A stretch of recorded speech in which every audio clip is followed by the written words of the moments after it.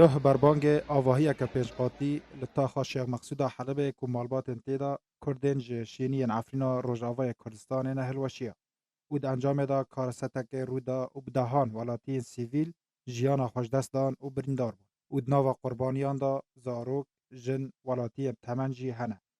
لگوری بلگکرنا ریخصنا ماف مروفان جهجمار و ناوین قربانیان را 21 کس بونا قربانی جهلوشیه آواهی را جی 19 کسان جیانا خوشدست دا و ناو وانجی افل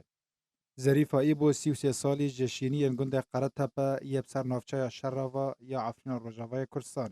یوسف ایبو 2 سالی جشینی گنده قرطپه جمال ایبو 7 سالی جشینی گنده قرطپه حمیدا ایبو 8 سالی جشینی گنده قرطپه جانگین ایبو 14 سالی جشینی گنده قرطپه لیلیان ایبو 13 سالی جشینی گنده قرطپه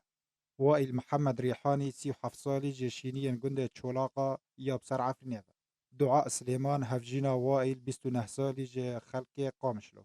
إيفانا وائل ريحاني كو 28 روجن جي جندة شولاقة رضوان محمد صبري 55 سالي جيشينيا جندة خلنيرة جعفرينة زينب أحمد عثمان 42 سالي جيشينيا جندة خراب الشرق